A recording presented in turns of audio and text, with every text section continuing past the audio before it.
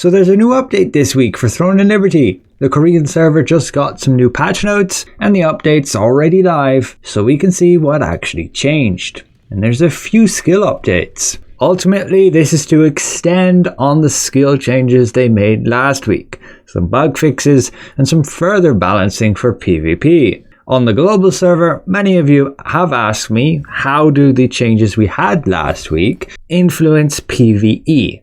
And in reality, my Fury still dealing the same amount of damage as are my other PvE builds. The only real impact of these previous changes were for PvP. And that's pretty much the goal of these further changes as well. So first of all, there were some fixes for longbow and then for staff.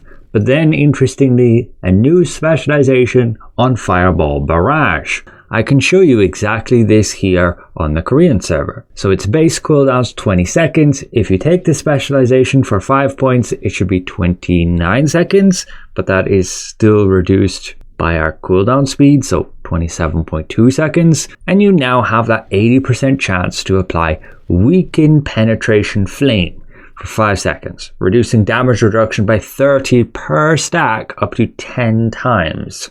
So if every single mana ball hit your target, you could reduce their damage reduction by 300. And that's described here in the patch notes as well.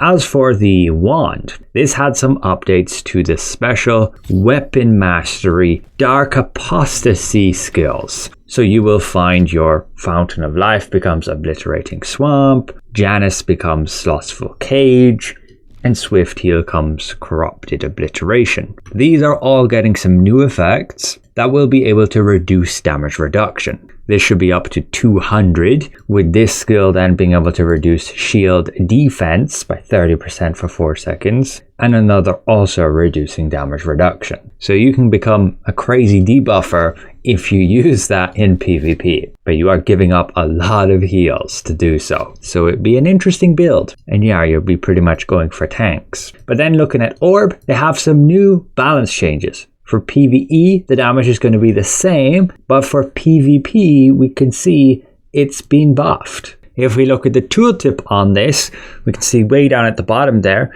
it now has that increased damage, but the damage against monsters is only 60%. Instead of the live server here, it's 100%. So no change for PvE, but a damage buff for Stellar Dash when you have those extra orb effects in PvP. Additionally, there's a new specialization for your Summon Constellation. It has a shield block chance decrease.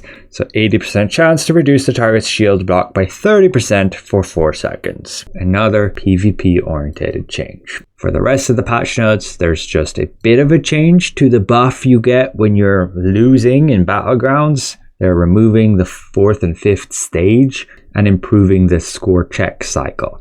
No further details on that.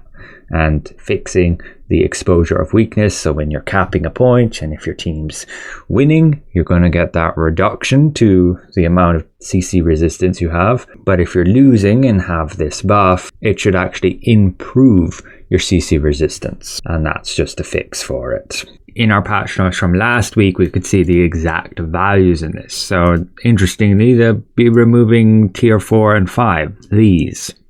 And that's it for the update. Just a little bit of an extension to what we had last week. Further PvP balancing.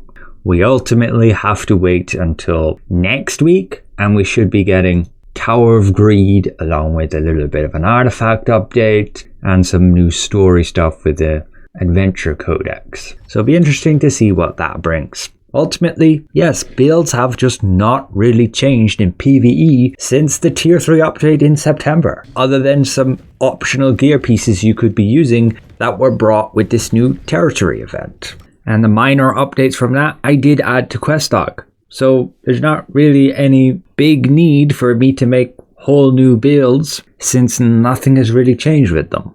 And nothing's likely to change until we get bigger updates like a new gear slot, or the devs decide to heavily nerf some abilities. So another special thank you to all my channel members, and we'll see you guys around.